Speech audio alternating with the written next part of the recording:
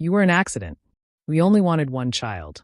That's what my father told me when I asked for assistance with college costs. More than 10 years later, with just one phone call, my brother lost his job. Now they're seeking me out after finding out I'm a CEO, hoping to reconnect. Hey Reddit, when I was 15, my father said something that etched itself into my being. You were an accident. We only wanted one child.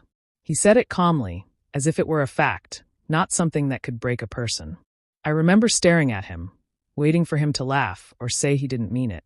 But he just walked away, leaving me in the kitchen doorway, clutching my report card, straight A's. The one I thought would make him proud. That night, I stopped trying to gain his approval. My brother, Alex, was the favored one. Star athlete, handsome, Dad's mini-me. He could fail a class, wreck the car, even lie to our mom, and Dad would still give him a reassuring pat and say, "He'll sort it out." Me?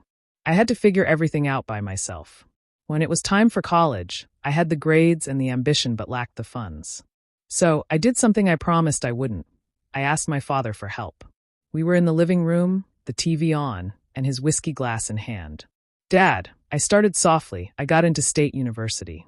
Full tuition, but I still need help with housing." He didn't even look at me. "How much?" $3,000 for the semester. He smirked. "Ask your brother. He's the one I'm investing in." I blinked. "Investing?" He turned to me, his eyes icy. "You heard me. You're not a good investment. You're smart, sure, but you're soft. You lack the drive." I clenched my fists. "I just need a chance." That's when he repeated it, slower this time. "You were an accident. We only wanted one child." Mom didn't say anything, just sat there pretending not to listen. That night, I realized I was on my own. I left the next morning. No farewells, no bitterness, just determination.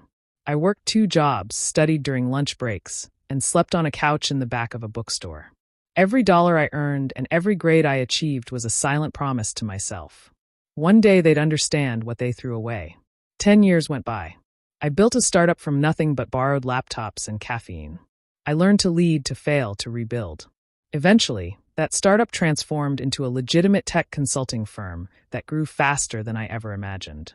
Within 5 years, I had a corner office overlooking the city skyline. My name was on the door, CEO. The same title my father once deemed a mistake. One Monday morning, my assistant knocked. "There's someone here to see you," she said. I looked up, distracted. "Who?"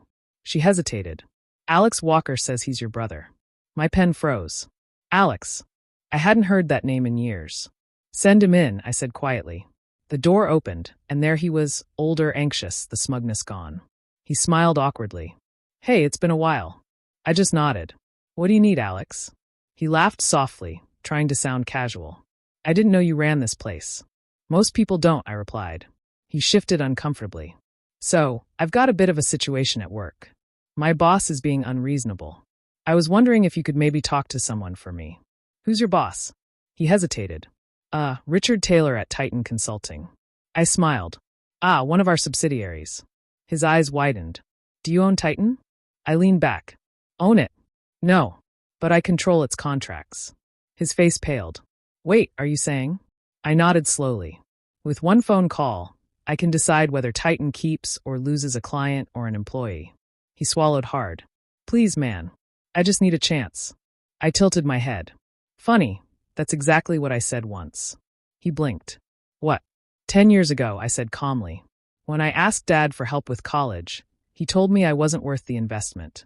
I reached for the phone on my desk, pressed one button, and said quietly, "Cancel contract renewal with Titan Consulting." Alex's face turned pale. "What did you just do?" I stood up. "Something Dad taught me."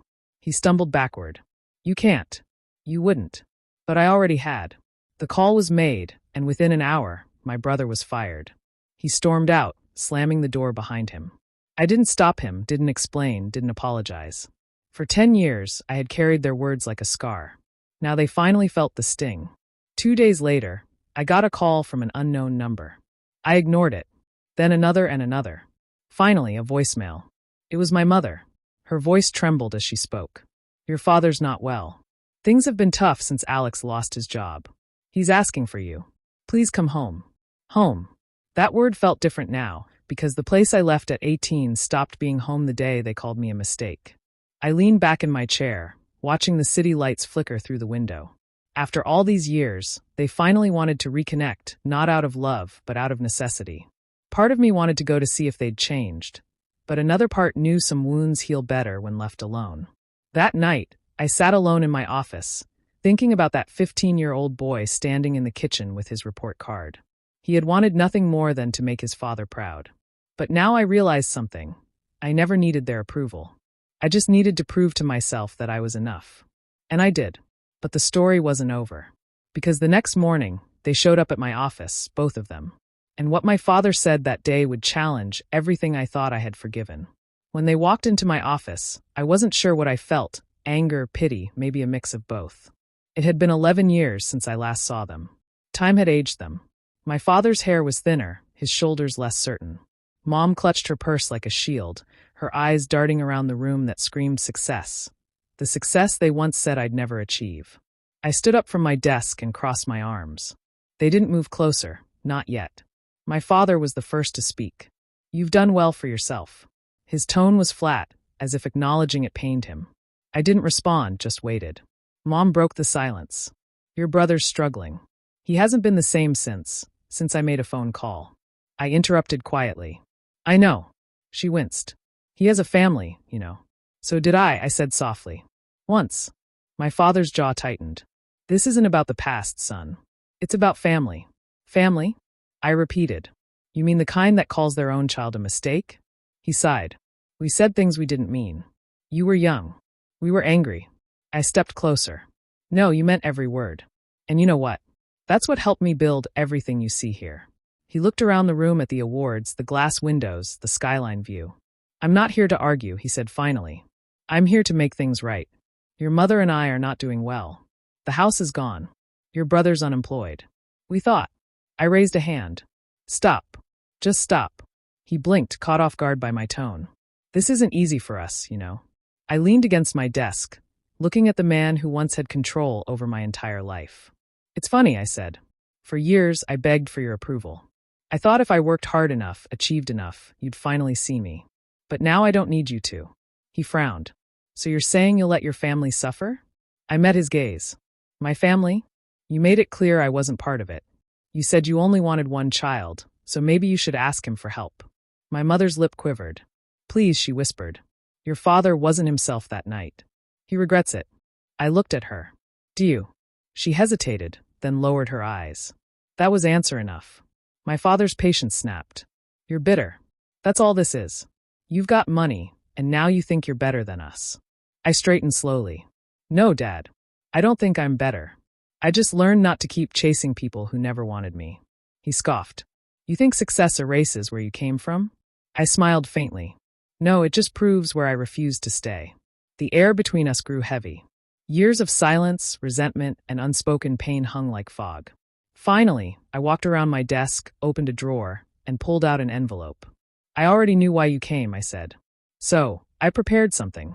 My father's eyes lit up for a moment, the same greedy flicker I remembered. He reached out as I handed it to him. He tore it open immediately. Inside was a check for $1. He looked up, confused. "What the hell is this?" I met his eyes. "That's the investment you denied me for college, plus interest." He froze. Then his voice rose. "You think this is funny? You're mocking us?" I shook my head. "No, I'm closing the account. Whatever debt I owed you, real or imagined, ends today." Mom's tears finally fell. "Please don't do this. He's your father." I sighed softly. He was my father. Now he's just a man who taught me how to survive. My father's face hardened. "You'll regret this." I smiled faintly. "You said that once before when I left home, but the only thing I regret is ever believing your words mattered." They stood there in silence, realizing there was nothing left to take. Finally, I walked to the door, opened it, and said quietly goodbye. Mom hesitated. Dad didn't. He stormed past without looking back.